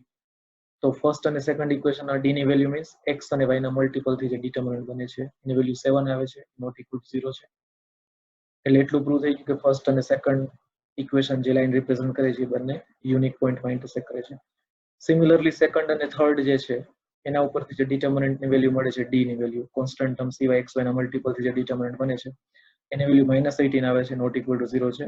એટલે પ્રૂવ થઈ ગયું કે સેકન્ડ અને થર્ડ ઇક્વેશન જે લાઈન રિપ્રેઝન્ટ કરે છે એ બંને એકબીજાને એક જ પોઈન્ટમાં ઇન્ટરસેક્ટ કરે છે. અને એવી રીતે ફર્સ્ટ અને થર્ડ ઇક્વેશન ઉપરથી મને જે ડી ની વેલ્યુ મળે છે એ -1 મળે છે, નોટ ઇક્વલ ટુ 0 છે. એટલે ફર્સ્ટ અને થર્ડ ઇક્વેશન જે લાઈન રિપ્રેઝન્ટ કરે છે એ બંને એકબીજાને યુનિક પોઈન્ટમાં ઇન્ટરસેક્ટ કરે છે. એટલે આ ત્રણે ત્રણ કન્ડિશન જે મને નોટ ઇક્વલ ટુ 0 મળી ગઈ એટલે એટલું પ્રૂવ થઈ ગયું કે આ ત્રણમાંથી કોઈ પણ બે લાઈન પેરેલલ કે ઓવરલેપિંગ લાઈન નથી. પણ આટલું જ ખાલી ચેક કરવું એટલે આગળ જે પ્રમાણે બતાવ્યું પ્રમાણે કદાચ ટ્રાયંગલ ફોર્મ થઈ શકે. હવે મારે એ ટ્રાયંગલનો એરિયા 0 છે કે નહીં ચેક કરવું પડશે. એટલે આ ત્રણે ત્રણ ઇક્વેશન જે છે એના ઉપરથી જે ડિટર્મિનન્ટ બને છે એટલે કે x y અને કોન્સ્ટન્ટ ટર્મના મલ્ટિપલથી એટલે 1 - 1 અને -1 ફર્સ્ટ ઇક્વેશન પરથી ફર્સ્ટ રો મળે છે, સેકન્ડ ઇક્વેશન ઉપરથી x નો મલ્ટિપલ 4 y નો મલ્ટિપલ 3 અને કોન્સ્ટન્ટ -25 સેકન્ડ રો મળે છે અને થર્ડ ઇક્વેશન ઉપરથી આપણને આ રીતે થર્ડ રો મળે છે અને એના વેલ્યુ આપણને 0 મળે છે. એ 0 મળી જાય છે એનો મતલબ ચારે ચાર કન્ડિશન સેટિસ્ફાઈ થાય છે. Therefore lines are concurrent and the point of concurrence is point of intersection of any two lines. જો ત્રણે ત્રણ લાઈન છે કોન્કરન્ટ હોય એનો મતલબ બે લાઈનના ઇન્ટરસેક્શન માંથી જ થર્ડ લાઈન પાસ થશે તો પોઈન્ટ ઓફ કોન્કરન્સ જે છે એ પોઈન્ટ ઓફ ઇન્ટરસેક્શન ઓફ એની ટુ લાઇન્સ જ હશે. એટલે કે ચારે ચાર કન્ડિશન સેટિસ્ફાઈ થાય છે એનો મતલબ એવો થયો કે ત્રણે ત્રણ રેખા સંગામી છે અને સંગામી છે એનો મતલબ એવું થશે કે કોઈ પણ બે રેખાના છેદબિંદુમાંથી જ ત્રીજી રેખા પસાર થશે તો પછી કોઈ પણ બે રેખાનું છેદબિંદુ શોધી લઈશ તોય મને પોઈન્ટ ઓફ કોન્કરન્સ મળી જશે. એટલે કોઈ પણ બે લાઈનનો ઇન્ટરસેક્શન પોઈન્ટ ફાઇન્ડ કરશું એ જ આપણું પોઈન્ટ ઓફ કોન્કરન્સ હશે. એટલે બાય ક્રેમર્સ રૂલ ઇક્વેશન 1 અને 2 ને સોલ્વ કરશું તો x y વેલ્યુ આપણને 4 અને 3 મળે છે અને જે 4 અને 3 પોઈન્ટ ઓફ ઇન્ટરસેક્શન છે એ જ પોઈન્ટ ઓફ કોન્કરન્સ છે બીકોઝ આપણે હમણાં જ પ્રૂવ કર્યું કે કોન્કરન્ટ લાઈન છે. હવે જે મેં કીધું તમને કે મિસ્ટેક ક્યાં થાય ડાયરેક્ટ તમે ફોર્થ કન્ડિશન ઘણી બધી બુકમાં ફોર્થ કન્ડિશન જ આપેલી છે ઇક્વલ ટુ 0 થાય છે તો આ એક એના માટેનું એક્ઝામ્પલ છે કે શું મિસ્ટેક થાય એમ. Find the value of question એમ છે કે ફાઇન્ડ કે if 2x plus 3y minus 1 equal to 0 x minus y minus 1 equal to 0 and 4x plus ky minus 2 equal to 0 are to be concurrent. એટલે આપણે k ની value એવી રીતે find કરવાની છે કે આ ત્રણે ત્રણ લાઈન જે છે એ કોન્કરન્ટ થવી જોઈએ. તો પેલા ત્રણે ઇક્વેશન આપણે નંબર આપી દઈએ 1 2 અને 3. હવે કહી દીધું છે આપણને કે લાઇન્સ છે એ કોન્કરન્ટ છે એટલે ચારે ચાર કન્ડિશન સેટિસ્ફાઈ થશે જ. ચારે ચાર કન્ડિશન સેટિસ્ફાઈ થશે એટલે ફર્સ્ટ અને સેકન્ડ ઇક્વેશન ઉપરથી મને જે d ની વેલ્યુ મળે છે એ d ની વેલ્યુ -5 આવે છે નોટ ઇક્વલ ટુ 0 છે. હવે હું સેકન્ડ અને થર્ડ ઇક્વેશન ઉપરથી d ની વેલ્યુ ફાઇન્ડ કરીશ તો એ મને k+4 આવે છે બીકોઝ કન્ડિશન એવી છે કે એ નોટ ઇક્વલ ટુ 0 જોઈએ એટલે આપણને આના ઉપરથી એક વેલ્યુ મળે છે કે k ની વેલ્યુ અધર ધેન -4 હશે. k ની વેલ્યુ નોટ ઇક્વલ ટુ -4 હશે. એવી જ રીતે ફર્સ્ટ અને થર્ડ ઇક્વેશન ઉપરથી d ની વેલ્યુ ફાઇન્ડ કરીશ તો મને 2k - 12 મળે છે અને એ નોટ ઇક્વલ ટુ 0 જોઈએ એનો મતલબ k ની વેલ્યુ 6 નથી. એટલે જો આ ત્રણ કન્ડિશન મેં ચેક કરી એટલે મને એટલી ખબર પડી કે k ની વેલ્યુ -4 અને k ની વેલ્યુ -6 તો k ની વેલ્યુ 6 પોસિબલ નથી. એટલે -4 અને 6 છે k ની વેલ્યુ આપણે લઈ શકશું નહીં. હવે ખાલી બીજી બધી બુક્સમાં આપેલું છે પ્રમાણે આપણે ખાલી હું ચોથી કન્ડિશન જ ચેક કરું છું કે lines are concurrent therefore value of determinant 0 થાય અને તો પછી મને k ની વેલ્યુ 6 મળે છે. હવે જો તમે ખાલી ફોર્થ કન્ડિશન જ ચેક કરશો તો આના ઉપરથી તમને k ની વેલ્યુ 6 મળશે અને તમે 6 લખી નાખશો કે 4k = 6 લાઇન્સ આર કોન્કરન્ટ. બટ જો બધી કન્ડિશન ચેક કરી લેશો તો આપણને ખબર પડશે કે ફર્સ્ટ અને 3 ઉપરથી આપણને એવી કન્ડિશન મળી ગઈ છે કે k નોટ ઇક્વલ ટુ 6 છે. હવે જો હું k ઇક્વલ ટુ 6 કન્સિડર કરું તો ફર્સ્ટ અને થર્ડ છે એના ઉપરથી જે મને d ની વેલ્યુ મળી છે 0 થઈ જશે અને 0 થઈ જશે એનો મતલબ એવું થાય કે ફર્સ્ટ અને થર્ડ ઇક્વેશન કાં તો પેરેલલ હશે અને કાં તો પછી ફર્સ્ટ અને થર્ડ ઇક્વેશન થી જે લાઈન ફોર્મ થાય છે એ બે ઓવરલેપિંગ લાઈન હશે. આવું પોસિબલ છે કદાચ. તો કોન્ટ્રાડિક્ટ કરે છે બંને કન્ડિશન એકબીજાને. સો એનો મતલબ એવું થાય કે k ની કોઈ પણ વેલ્યુ માટે કારણ કે જે વેલ્યુ મને 6 મળે છે એ થર્ડ કન્ડિશન છે એ સેટિસ્ફાઈ નથી કરતી એટલે k ની કોઈ પણ વેલ્યુ માટે આ લાઇન્સ છે કોન્કરન્ટ નથી. એકચ્યુઅલી એવું છે કે k = 6 લેશો તો ફર્સ્ટ અને થર્ડ છે એ ડિસ્ટિંક્ટ લાઈન નથી રહેતી મીન્સ ઓવરલેપિંગ લાઈન થઈ જાય છે. એનો મતલબ એવું થાય કે ચારે ચાર કન્ડિશન જો આપણે ચેક કરશું તો જ કોન્કરન્ટ માટેની કન્ડિશન એ બધું સેટિસ્ફાઈ કરી શકે. હવે આપણે એની ફોર્થ એપ્લિકેશન જોઈએ. Solution of 3 homogeneous linear equation in 3 variable. 3 ત્રિચલ સુરેખ સમઘાતી સમીકરણનો ઉપયોગ. અહીં 3 વેરિયેબલ અને 3 ઇક્વેશન હશે પણ આપણે હોમોજીનિયસ ઇક્વેશનની વાત કરવાની છે. હોમોજીનિયસ ઇક્વેશનનો મતલબ એવું થશે કે ઇક્વેશનમાં જેટલી ટર્મ્સ હોય એ દરેક ટર્મ્સમાં વેરિયેબલનો પાવર બધી જગ્યાએ સરખો હશે. For example x² + xy + y² = 0. આ જે ઇક્વેશન છે એ 2 વેરિયેબલ છે 3 ટર્મ્સ છે પણ દરેક ટર્મ જે છે એનો પાવર સરખો છે. એટલે ફર્સ્ટ ટર્મનો પાવર 2 છે x². એવી રીતે સેકન્ડ ટર્મ લઈ તો x નો પાવર 1 y નો પાવર 1 એટલે ઓવરઓલ 1 + 1 છે એ 2 થશે અને y સ્ક્વેર એનો પાવર 2 છે. બીજું ઇક્વેશન લઈએ x³ + 3xyz + xy² = 0. 3 વેરિયેબલ છે. ક્યુબિક ઇક્યુબ ફર્સ્ટ ટર્મ જે છે એની ડિગ્રી 3 છે, તો એ રીતે સેકન્ડ ટર્મ જે છે એની ડિગ્રીમાં x નો પાવર 1 છે, y નો પાવર 1 છે, z નો પાવર 1 છે, ઓવરઓલ ડિગ્રી 3 થશે એની. અને થર્ડ ટર્મ છે xy² એનો x નો પાવર 1 અને y નો પાવર 2 છે, એટલે કે 3 થશે. તો હોમોજીનિયસ ઇક્વેશનનો મતલબ એવો થાય છે કે જેટલી ટર્મ્સ હોય એ દરેક ટર્મ્સની ડિગ્રી સરખી જશે.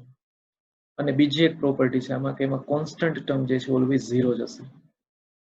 આપણે અહીંયા લિનિયર ઇક્વેશનની વાત કરવાની છે. લિનિયર ઇક્વેશનનો મતલબ જેટલા વેરિયેબલ હશે બધાનો પાવર 1 હોવો જોઈએ. એટલે a + b + c આ 3 ટર્મ્સ છે, દરેક ટર્મનો પાવર 1 છે. સો હોમોજીનિયસ લિનિયર ઇક્વેશન એટલે જેટલા વેરિયેબલ હશે એ દરેક વેરિયેબલના દરેક ટર્મની ડિગ્રી બધા ટર્મની સરખી જશે અને કોન્સ્ટન્ટ ટર્મ ઓલવેઝ 0 જ હોવું જોઈએ. હવે અહીંયા આપણે હોમોજીનિયસ લિનિયર ઇક્વેશન 3 વેરિયેબલની વાત કરવાની છે. For example a1x + b1y + c1z = 0, a2x + b2y + c2z = 0 અને a3x + b3y + c3z = 0. આ 3 ઇક્વેશન્સ ઇન R3 છે. એટલે આ ત્રણે ત્રણ છે એ 3 વેરિયેબલમાં 3 ડાયમેન્શનમાં છે. એટલે આ ત્રણે ત્રણ ઇક્વેશન એક પ્લેન રિપ્રેઝન્ટ કરે છે. અને એ પ્લેન જે છે ઓરિજિન માંથી જ પાસ થશે, બીકોઝ કોન્સ્ટન્ટ ટર્મ જે છે 0 0 ત્રણે ત્રણમાં કોન્સ્ટન્ટ ટર્મ છે 0 છે. અને હોમોજીનિયસ ઇક્વેશન ને એક પ્રોપર્ટી કહી શકાય કે હોમોજીનિયસ ઇક્વેશન તો જ હશે જો એમાં કોન્સ્ટન્ટ ટર્મ 0 હોય. 0 સિવાય નોન ઝીરો કોન્સ્ટન્ટ ટર્મ હશે તો હોમોજીનિયસ ઇક્વેશન નહીં. હવે આ ટાઈપના ઇક્વેશન માટે આપણી પાસે બે કેસ છે, d = 0 હશે or d not = 0 હશે. d માટેના તો બે કેસ છે જ. d નો મતલબ એવું થશે કે xyz ના મલ્ટીપલ થી બનતો determinant, means determinant of a1 b1 c1 a2 b2 c2 અને a3 b3 c3 થી જે ડિટર્મિનન્ટ બને છે એની વેલ્યુ કાં તો 0 હશે કાં તો 0 નહીં. પણ dx dy dz = 0 જશે ઓલવેઝ. કોઈ પણ ટાઈપનો હોમોજીનિયસ લિનિયર ઇક્વેશન આપેલું હોય તો dx dy dz ઓલવેઝ તમને 0 જ મળે. 0 સિવાય બીજો કોઈ કેસ પોસિબલ નથી. સો ત્રણેય ઇક્વેશનમાં કોન્સ્ટન્ટ ટર્મ 0 હશે એટલે આપણે એટલું તો કહી જ શકાય કે x = 0, y = 0 અને z = 0 છે એ ત્રણે ત્રણ ઇક્વેશનને સેટિસ્ફાય કરશે. એટલે 0 0 0 જે છે એ તો કોઈ પણ હોમોજીનિયસ લિનિયર ઇક્વેશનનું એક સોલ્યુશન તો હશે જ. અને આ સોલ્યુશનને સામાન્ય ઉકેલ કહેવાય, કારણ કે એ બધા સમીકરણમાં એ હશે જ ઉકેલાનો હશે. 0 0 0 જે છે ને ટ્રિવિયલ સોલ્યુશન કહેવાય છે.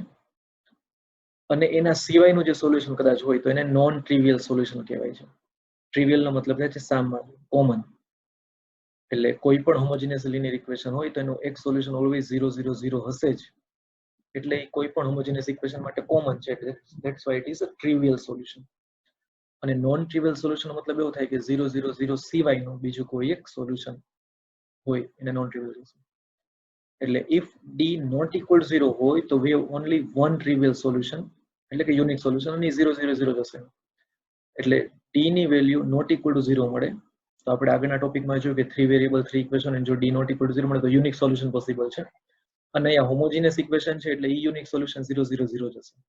એટલે જો d નોટ ઇક્વલ ટુ 0 આવે તો એવા હોમોજીનિયસ લિનિયર ઇક્વેશન માટે આગળ dx dy dz ફાઇન્ડ કરવાની જરૂર નથી, 0 0 0 જશે. પણ જો d 0 આવે તો પછી we have infinitely many solution, and that is equation is non-trivial solution as well as trivial solution.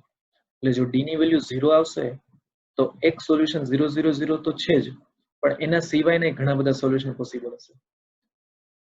એક ધ્યાન રાખવાનું કે યુનિક સોલ્યુશન ન હોય તો સોલ્યુશન હશે તો ઇન્ફાઇનાઇટ જ હશે. એવું ક્યારે પોસિબલ ન થાય કે બે કે ત્રણ સોલ્યુશન હતા એમ. એટલે જો સોલ્યુશન હોય કોઈ પણ ઇક્વેશનનો તો એ કાં તો યુનિક હોય ને કાં તો એનાથી વધારે હોય તો સીધા ઇન્ફાઇનાઇટ હોય. તો અહીંયા આપણને ઇન્ફાઇનાઇટલી મેની સોલ્યુશન જ મળશે. એટલે જો નોન ટ્રિવિયલ સોલ્યુશન હોય તો d ની વેલ્યુ આપણને 0 મળશે. So for non trivial solution of system of homogeneous linear equation d equal to always 0 જ મળશે. એટલે જનરલી નોન ટ્રિવિયલ અને ટ્રિવિયલ ના ઇક્વેશન હશે આપણે એના માટે આ બધી કન્ડિશન યાદ રાખવાની છે કે ટ્રિવિયલ સોલ્યુશન નો મતલબ d નોટ ઇક્વલ ટુ 0 હશે અને નોન ટ્રિવિયલ સોલ્યુશન તમને આપેલું હોય તો એનો મતલબ d equal to 0 હશે. ફોર એક્ઝામ્પલ આ 3 ઇક્વેશન્સ આપેલા છે એમાં કહી દીધું છે નોન ટ્રિવિયલ સોલ્યુશન કે the system of equation ax + 4y + z = 0, bx plus 3y plus z equal to 0, cx plus 2y plus z equal to 0 is non-trivial solution, then find the relation between a, b and c એવું કીધું છે. તો અહીંયા આપણને કહી દીધું છે કે નોન ટ્રિવિયલ સોલ્યુશન છે. તો નોન ટ્રિવિયલ સોલ્યુશન છે એનો મતલબ એવો થશે કે xyz ના મલ્ટિપલ થો જે ડિટર્મિનન્ટ જે બને છે એ d ની વેલ્યુ 0 હશે. સો એ d છે એ ફર્સ્ટ ઇક્વેશન ઉપરથી આપણને મળશે a 4 અને 1 xyz ના મલ્ટિપલ લેવાના ફર્સ્ટ રો. સેકન્ડ ઇક્વેશનમાં xyz ના મલ્ટિપલ b 3 અને 1 એનાથી સેકન્ડ રો મળશે. થર્ડ ઇક્વેશન જે છે એને બધી થર્ડ રો મળશે c 2 1 ઇક્વલ ટુ 0. આપણને ખબર છે કે આનાથી જે ડિટર્મિનન્ટ બને છે એની વેલ્યુ 0 છે એટલે આપણે એને એક્સપાન્ડ કરશું તો એ એક્સપાન્શન પરથી આપણને એક કન્ડિશન મળે છે કે a plus c equal to 2b and therefore b equal to a plus c by 2. તો આનો મતલબ એવો થાય કે a b c are in arithmetic progression. અહીંયા a b c જે છે સમાંતર શ્રેણીમાં છે એટલે b equal to a plus c by 2 ઉપરથી ખબર પડે અથવા તો a plus c equal to 2b સુધી કરો તોય ચાલે. તો a b c છે ap means arithmetic progression એટલે કે સમાંતર શ્રેણીમાં છે. તો આ રીતે હોમોજીનિયસ ઇક્વેશન હોય એમાં આપણે કન્ડિશન યુઝ કરીશું. હવે ફિફ્થ એપ્લિકેશન ડિટર્મિનન્ટની એરિયા ઓફ ટ્રાયેંગલ ફાઇન્ડ કરવાનું હોય, ત્રિકોણનું ક્ષેત્રફળ શોધવાનું હોય. તો એરિયા ઓફ ટ્રાયેંગલ ઓલરેડી તમે 10th માં એની ફોર્મ્યુલા તમે કરેલી છે કે તમારી પાસે 3 વર્ટાઇસીસ હોય, 3 શિરોબિંદુ તમારી પાસે હોય x1 y1 x2 y2 અને x3 y3 અને તમારે એના ઉપરથી તમારે ત્રિકોણનું ક્ષેત્રફળ શોધવાનું હોય એટલે એરિયા ઓફ ટ્રાયેંગલ ફાઇન્ડ કરવાનું હોય. તો તમને ઓલરેડી લોંગ બહુ ફોર્મ્યુલાથી તમને યાદ હશે પણ ઈ જ ફોર્મ છે અલગ રીતે પણ ડિટર્મિનન્ટ ફોર્મમાં લખેલું છે કે area of triangle is 1/2 mode d. અહીંયા જે સાઇન છે મોડ્યુલસ ઓફ d છે, માનાંક છે. એટલે જો તમારી પાસે 3 વર્ટાઇસીસ હોય, 3 શિરોબિંદુ હોય તો એના ઉપરથી ત્રિકોણનું ક્ષેત્રફળ area of triangle 1/2 mode d થાય. અને d જે છે એ d કઈ રીતે બને છે તો કે ફર્સ્ટ વર્ટેક્સ લખો x1 y1, સેકન્ડ વર્ટેક્સ લખો x2 y2, થર્ડ વર્ટેક્સ લખો x3 y3. ત્રણે શિરોબિંદુ લખવાના છે x1 y1 x2 y2 x3 y3 આ જ પ્રમાણે. કોલમ છે ફર્સ્ટ કોલમ છે એ x કોઓર્ડિનેટ થી બનશે, સેકન્ડ કોલમ છે y કોઓર્ડિનેટ થી બનશે અને થર્ડ કોલમ 1 1 1 હશે.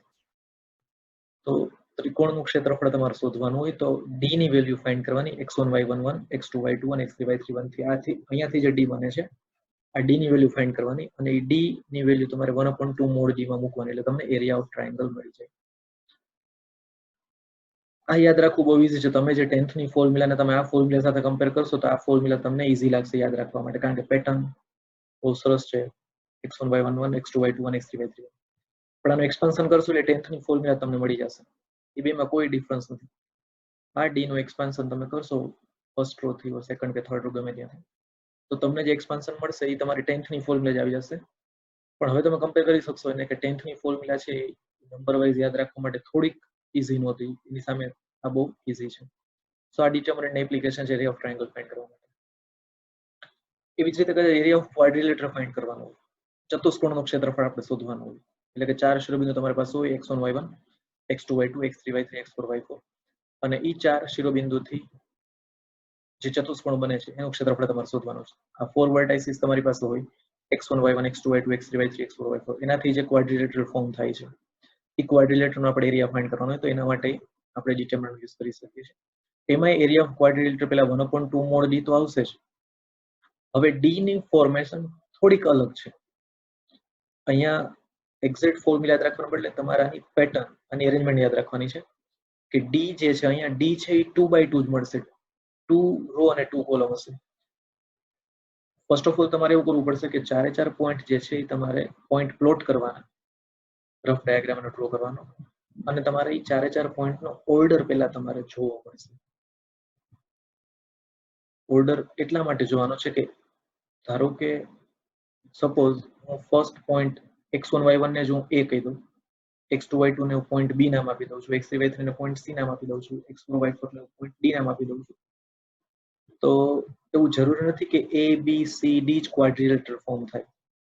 જો હું 4 બિંદુઓને a b c d એમ ક્રમ પ્રમાણે નામ આપી દઉં તો એવું જરૂર નથી કે a b c d ચતુષ્કોણ બને. એવું પોસિબલ છે કે કદાચ તમે ગ્રાફ ડ્રો કરો એનો પોઈન્ટ પ્લોટ કરો તમે તો એવું પોસિબલ છે કે a ની બાજુમાં c પોઈન્ટ બિંદુ આવતું હોય, પછી d આવતું હોય, પછી b આવતું હોય.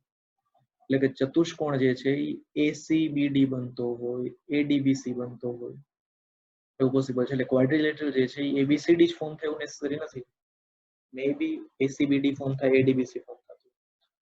તો 3 or more than 3 વર્ટાઇસીસ નો એરિયા તમારે ફાઇન્ડ કરવાનો હોય ત્યારે તમારે પોઈન્ટ પ્લોટ કરવાના તમારે, અને તમારે રફ ડાયાગ્રામ ડ્રો કરવાનો, અને તમારે જોવું પડશે કે કયા ઓર્ડરમાં પોઈન્ટ્સ આપેલા છે એની. તો અહીંયા આપણે અત્યારે માની લઈએ છીએ કે x1 y1 x2 y2 x3 y3 x4 y4 inch ઓર્ડરમાં ક્વાડ્રિલેટરલ ફોર્મ થાય છે.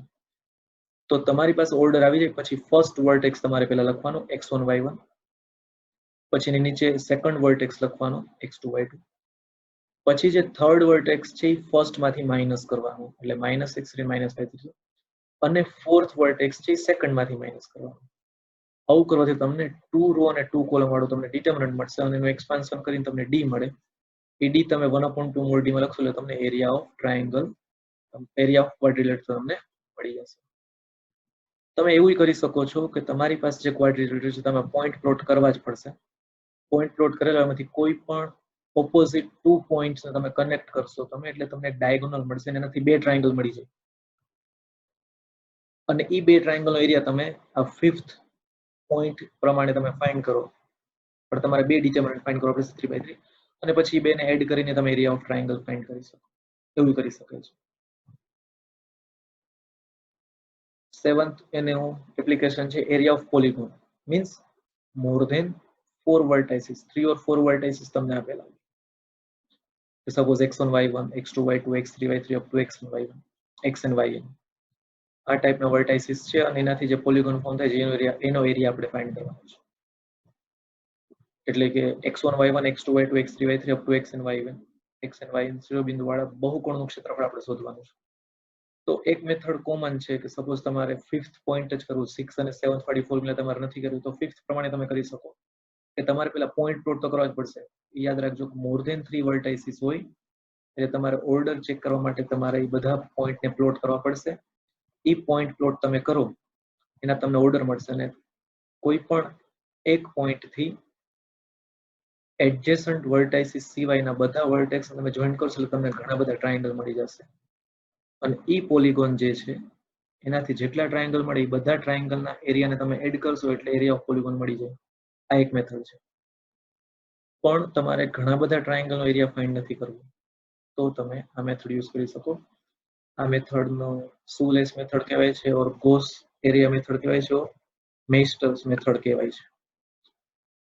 આની પેટર્ન એ ટાઈપની છે કે આપણે શૂની લેસ આપણે જે બાંધતા હોય એવી એવો ફિગર ફોર્મ થતી હોય છે આમાં, એટલા માટે શૂલેસ ફોર્મ્યુલા કહેવાય છે. સૌથી પહેલા મેસ્ટરે આ ફોર્મ્યુલા આપી હતી, એના પછી ગોસ આનો બહુ વધારે પડતો યુઝ કરેલો તો ગોસ ફોર્મ્યુલા કહેવાય છે, અને એની ડિઝાઇન પ્રમાણે શૂલેસ મેથડ કહેવાય. સો અહીંયા પણ એરિયા ઓફ પોલિગોન એટલે 1/2 મોડ ડી તો આવશે જ, પણ ડી જે છે એની એરેન્જમેન્ટ આપણે અલગ રીતે કરવાની છે. પોઈન્ટ પ્લોટ આપણે જે કરેલા હોય એમાં તમે કોઈ પણ એક વર્ટેક્સ થી સ્ટાર્ટ કરો, અને પછી ક્લોક ઓર એન્ટી ક્લોકવાઇઝ તમે વર્ટાઇસીસ તમે લખતા જાઓ, અને લાસ્ટ વર્ટેક્સ પછી ફર્સ્ટ વર્ટેક્સ જે રિપીટ કરો. સપોઝ અહીંયા એવું માની લઈએ છીએ અગેન આપણે કે x1 y1 x2 y2 x3 y3 up to xn yn આ જ ઓર્ડરમાં છે. તો આને હું x1 y1 થી સ્ટાર્ટ કરું છું, તો પહેલા ફર્સ્ટ વર્ટેક્સ લખવાનું x1 y1, એની નીચે સેકન્ડ વર્ટેક્સ તમે સાયક્લિક ઓર્ડરમાં તમારે જવાનું એટલે તમે ક્લોક ઓર એન્ટી ક્લોકવાઇઝ તમે જઈ શકો. પછી થર્ડ વર્ટેક્સ, પછી એવી રીતે ફોર્થ, ફિફ્થ, સિક્સ્થ વર્ટેક્સ, એવી રીતે લાસ્ટ વર્ટેક્સ સુધી તમે પહોંચો xn y, અને પછી ફર્સ્ટ વર્ટેક્સ જે હોય જ્યાંથી સ્ટાર્ટ કરી રિપીટ કરવાનું છે. તો આ રીતે ડી મળે છે તમને. એટલે ઘણા બધા ટ્રાયંગલ તમારે જો ન બનાવવા હોય, એટલે કે 5th ફોર્મ્યુલા પ્રમાણે આપણે ન કરવું હોય, તો તમે એરિયા ઓફ પોલિગોન માટે તમે આ મેથડ યુઝ કરી શકો છો. x1 y1 x2 y2 x3 y3 up to xn yn અને ફર્સ્ટ વર્ટેક્સ રિપીટ કરવાનું. હવે આનું એક્સપાન્શન કઈ રીતે કરવાનું, તો કે પહેલા હું ફર્સ્ટ 2 રો જે છે એને હું ક્રોસ મલ્ટીપ્લાય કરીશ. આ ફર્સ્ટ 2 રો જે છે એને આપણે ક્રોસ મલ્ટીપ્લાય કરશું, એટલે x1 y2 minus x2 y1 આપણે કરશું. એટલે ફર્સ્ટ 2 રો જે છે એનું આપણે એક્સપાન્શન 2/2 થી જ કરેલું છે, એટલે x1 y2 minus x2 y1. હવે હું સેકન્ડ અને થર્ડ લઈશ, સેકન્ડ અને થર્ડ રો, લેશું અને આપણે ક્રોસ મલ્ટીપ્લાય કરશું x2 y3 અને પછી એમાંથી x3 y2 માઇનસ કરશું એટલે આપણે 2/2 નું જે રીતે એક્સપાન્શન કરતા હતા એ જ રીતે હવે હું સેકન્ડ અને થર્ડ રો લઈશ આ જ રીતે થર્ડ અને ફોર્થ માટે લ્યો તમે એમ કરતા કરતા અપ ટુ હું લાસ્ટ 2 જે છે એને હું 2/2 થી એક્સપાન્શન કરીશ એટલે xn yn એને મલ્ટીપ્લાય કરશો અને પછી એમાંથી માઇનસ x1 yn આવશે એ મલ્ટીપ્લાય કરશો એટલે આપણને એમાંથી માઇનસ x1 yn આવશે અહીંયા ઘણા બધા 2/2 ડિટર્મિનન્ટ બને છે એ બધા 2/2 ડિટર્મિનન્ટ ની વેલ્યુ ને પછી આપણે એડ કરીશું અહીંયા તમે જોશો x1 y2 minus x2 y1 અને સેકન્ડ અને થર્ડ રો ઉપરથી મને જે મળે છે x2 y3 minus x3 y2 બંને વચ્ચે પ્લસ સાઇન છે અહીંયા બધી જગ્યાએ પ્લસ સાઇન કરેલી છે ફર્સ્ટ અને સેકન્ડ ડિટર્મિનન્ટ ની વેલ્યુ વચ્ચે સેકન્ડ અને થર્ડ વચ્ચે થર્ડ અને ફોર્થ વચ્ચે બધી જગ્યાએ પ્લસ છે તો એ બધા ડિટર્મિનન્ટ ની એક્સપાન્શન થી આપણને d ની વેલ્યુ મળી જશે હવે આપણે ક્વાડ્રિલેટરનો આપણે એરિયા ફાઇન્ડ કરીએ સપોઝ આ એક ક્વેશ્ચન છે find the area of quadrilateral with vertices 3 4 -5 2 2 -7 અને -4 5 6 7 અને ત્રણે ત્રણ પોઈન્ટ છે અલગ અલગ ત્રણ રીતે એપ્લિકેશન હતી તો હું અહીંયા એરિયા ઓફ ક્વાડ્રિલેટર હું ત્રણેય રીતે ફાઇન્ડ કરું છું એટલે તમને આઈડિયા આવી જાય કે કઈ રીતે આપણે ફોર્મ્યુલા યુઝ કરવાની છે હવે જે પ્રમાણે કીધું એ પ્રમાણે કે આપણે પહેલા આપણે જનરલ એવી હેબિટ હોય છે કે આપણે જે ઓર્ડરમાં ક્વેશ્ચન દેખાય ઓર્ડરમાં આપણે એના નામ પાડી દઈએ સપોઝ ફર્સ્ટ પોઈન્ટ છે એ 3 4 છે સેકન્ડ પોઈન્ટ બી છે -5 -2 છે થર્ડ પોઈન્ટ છે સી 2 -7 છે અને ફોર્થ પોઈન્ટ છે ડી -4 5 છે હવે મોર દેન 3 વર્ટાઇસિસ છે એટલે મેં કીધું હતું બરોબર ધ્યાન રાખવાનું કે આપણે પહેલા પોઈન્ટ પ્લોટ કરીને પહેલા ઓર્ડર ચેક કરવો પડશે કે કયા ઓર્ડરમાં વર્ટાઇસિસ આપેલા છે તો હું પોઈન્ટ ચેક કરીશ તો 3 4 છે એ બે પ્લસ સાઇન છે એટલે ફર્સ્ટ ક્વોડ્રન્ટમાં આવે એ પોઈન્ટ એ છે પછી હું -5 -2 એની સાઇન છે x અને y બંને કોઓર્ડિનેટ નેગેટિવ છે એટલે થર્ડ ક્વોડ્રન્ટમાં આવશે પછી 2 -7 x પોઝિટિવ અને y નેગેટિવ છે એટલે ફોર્થ ક્વોડ્રન્ટમાં આવશે અને -4 5 એ ફોર્થ સેકન્ડ ક્વોડ્રન્ટમાં આવશે તો અહીંયા આપણે જોઈએ છે કે ક્વાડ્રિલેટર છે એ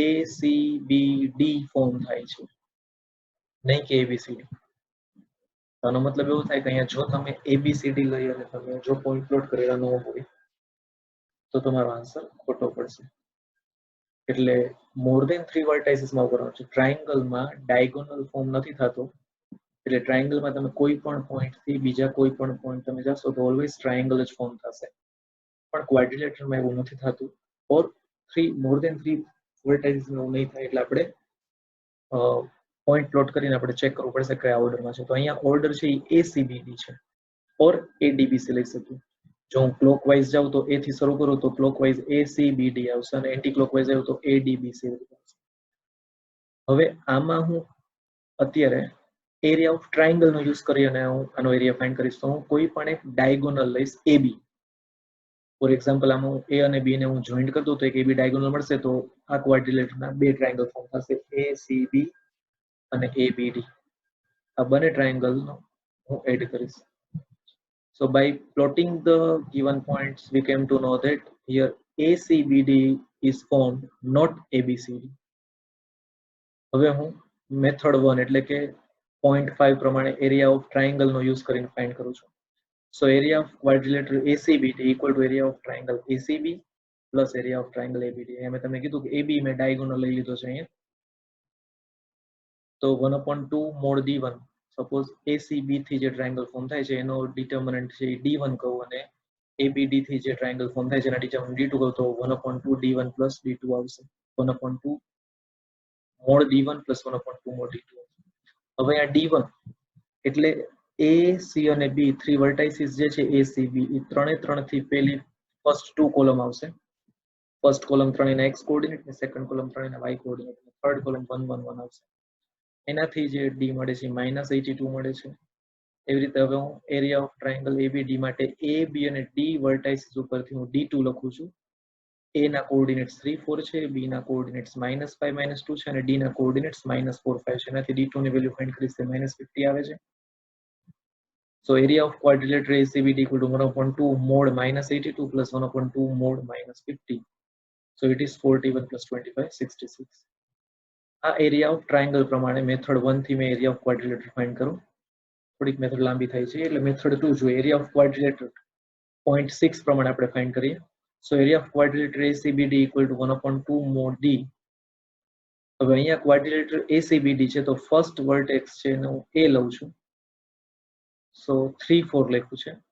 હવે સેકન્ડ વર્ટેક્સ છે એ હું C ને બદલે હું B લઉં છું, અત્યારે -4 5 લીધું છે. તો હવે કમ્પલસરી થર્ડ વર્ટેક્સ મારે -5 -2 ને જ લેવો પડે, કારણ કે હું ક્લોકવાઇઝ ને બદલે એન્ટી ક્લોકવાઇઝ માં લીધું. ફર્સ્ટ વર્ટેક્સ હું ગમે તેને કહી શકું, A ની બદલે હું C ને ફર્સ્ટ વર્ટેક્સ લઈ શકું, B ને લઈ શકું, પણ પછી ક્લોકવાઇઝ ઓર એન્ટી ક્લોકવાઇઝ મારે ઓર્ડર લેવો પડે. તો ફર્સ્ટ વર્ટેક્સ અહીં મેં 3 4 ને કીધું છે, સેકન્ડ છે -4 5 ને કીધું છે, તો થર્ડ વર્ટેક્સ છે -5 -2 આવશે, એટલે કે B આવશે. હવે -5 -2 છે મારે ફર્સ્ટ માંથી માઇનસ કરવાના છે. ક્વાડ્રિલેટરલ નો જે મેથડ હતી એમાં એવું હતું કે ફર્સ્ટ અને સેકન્ડ વર્ટેક્સ લખો, પછી થર્ડ કોઓર્ડિનેટ્સ છે એ ફર્સ્ટ માંથી માઇનસ કરવાના, એટલે કે -5 -2 છે એ બંને 3 અને 4 માંથી માઇનસ કરશું એટલે પ્લસ થઈ જશે. અને હવે જે ફોર્થ વર્ટેક્સ છે C એ આપણે સેકન્ડ માંથી માઇનસ કરશું એટલે -2 અને +7 થશે. સો 1/2 determinant of 3 + 5 8 4 + 2 6 -6 અને 12. અહીંયા D ની વેલ્યુ જે છે 1/2 96 + 36, એટલે કે 1/2 132 એટલે 66 આવશે. અહીંયા 1/2 mod D લખેલું છે અને D એટલે ડિટર્મિનન્ટ છે, તો 1/2 પછી મોડ્યુલસ છે, એટલે ઇન કેસ અહીંયા જો કદાચ ડિટર્મિનન્ટ ની વેલ્યુ નેગેટિવ આવે તો એ આપણે ડિટર્મિનન્ટમાં છે એટલે પોઝિટિવ કરવાનું, મોડ્યુલસમાં છે એટલે આપણે પોઝિટિવ કરવાની છે, એટલે 66 આવશે. હવે સુલેસ મેથડ થી આપણે જોઈએ તો area of quadrilateral equal to 1/2 mod d. તો સુલેસ મેથડ પ્રમાણે હું ફર્સ્ટ વર્ટેક્સ 3 4 લઉં, સેકન્ડ ને -4 5 લઉં છું, થર્ડ -5 -2, ફોર્થ 2 -7 અને ફર્સ્ટ માં રિપીટ કરવું પડશે 3 4. અને હવે એનું એક્સપાન્શન ફર્સ્ટ 2 રો છે એક્સપાન્શન કરીશ એટલે 15 + 16 થઈ જશે. પછી સેકન્ડ અને થર્ડ લઉં તો એનું ક્રોસ મલ્ટીપ્લાય થશે એટલે 8 + 25 થશે. હવે હું થર્ડ અને ફોર્થ લઈશ તો 35 + 4 આવશે, અને પછી ફોર્થ લઈશ તો હું ફોર્થ અને ફિફ્થ રો લઈશ તો 8 તો આપણને 8 + 21 મળશે. એનાથી 132 એટલે 1/2 mod d, d ની વેલ્યુ ફાઇન્ડ કરી 1/2 mod d, so 366 આવશે. એટલે આ ત્રણ મેથડ થી આપણે એરિયા ઓફ ક્વાડ્રિલેટરલ ફાઇન્ડ કર્યું, એટલે તમારે કેવી રીતે યુઝ કરી શકાય છે. હવે આમાં એક સરસ મજાનું ઓબ્ઝર્વેશન છે, સરસ બ્યુટી ઓફ મેથેમેટિક્સ છે કે જ્યારે મેથડ 1 મેં લીધી હતી, મેથડ 1 માં મેં બંને ટ્રાયંગલ જ્યારે ફાઇન્ડ કર્યા હતા, બંને ટ્રાયંગલ જે મેં લીધા હતા એમાં ડિટર્મિનન્ટની વેલ્યુ નેગેટિવ આવે છે. એરિયા ઓફ ટ્રાયંગલ ACB લીધું હતું મેં, અને એરિયા ઓફ ટ્રાયંગલ ABD લીધું હતું, એટલે પહેલા A પછી C પછી B લખ્યું હતું પહેલા ટ્રાયંગલમાં D1 માં, અને પછી મેં AB અને પછી D લખ્યું હતું.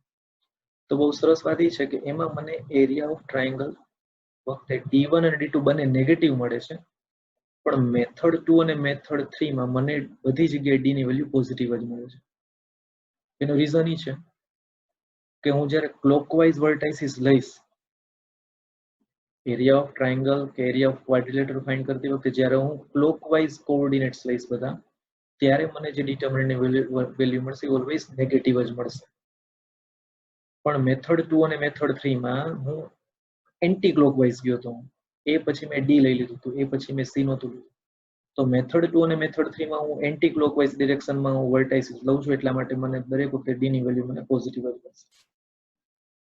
તો આ એક સરસ મજાનું ઓબ્ઝર્વેશન હતું, બ્યુટી ઓફ મેથેમેટિક્સ કહી શકાય કે ક્લોકવાઇઝ તમે વર્ટાઇસિસ લેશો તો તમને જે D ની વેલ્યુ મળશે એ નેગેટિવ મળશે, અને એન્ટી ક્લોકવાઇઝ તમે જશો તો તમને પોઝિટિવ.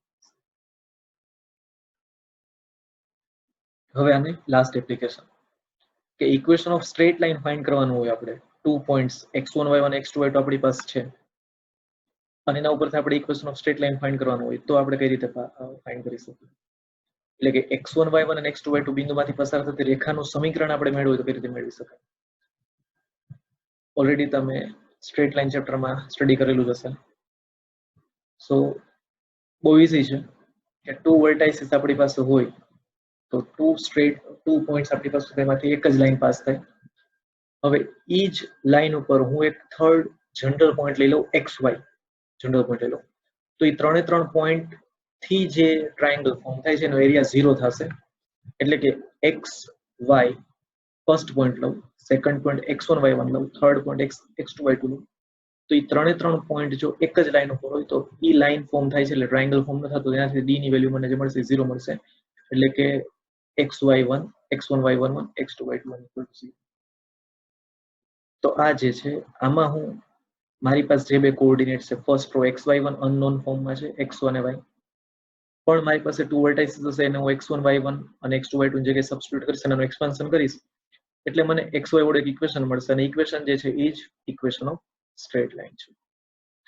તો આ 8 એપ્લિકેશન્સ હતી ડિટર્મિનન્ટની અને એકચ્યુઅલ ડિટર્મિનન્ટની એપ્લિકેશન બહુ વધારે છે એટલા માટે જ આખો એક ટોપિક સ્ટડી કર્યો અહીંયા ડિટર્મિનન્ટ.